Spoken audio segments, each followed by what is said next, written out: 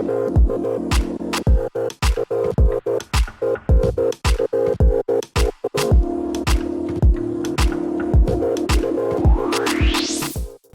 there, and welcome back to Nail Chronicle.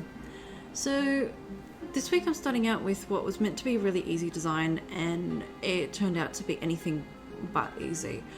So I started out with this OPI light sort of like blue greeny polish called Gelato's on my mind. It's one of my favorite summer colors, and whilst it looks really streaky on the first one, it's because I've done the layers really thin, and by the second or third coat it looks really cool. So you can see the second coat here is just, the color's really shining through. This was the easy part. The difficult part came about when I started trying to use the nail stickers, which you would think would be really easy. They're my go-to if I just want a quick design and I just want to slap some stickers on and be done with it. These ones ended up taking a lot of trial and error to work out how they worked. They did have some instructions, but it wasn't exactly clear on how to do it, and so it took a little while to get my head around it. So the way these ones actually work is that, well, at least the way I found to get the best way of getting them off was to actually remove that paper backing, which you see me do there. And then kind of like more of a transfer decal, while the stick is still attached to the top plastic, you would then pop it on your nail and give it a little rub. I did have the occasional one, and you'll see further down in the video, where it would come off the plastic but still be attached to the paper.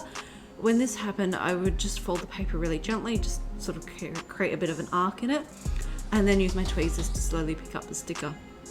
I discovered that this was not like a normal sticker in that I did actually get one of the stickers upside down. Luckily it was transparent enough, and it sort of came through the other side, even though it was technically on backwards.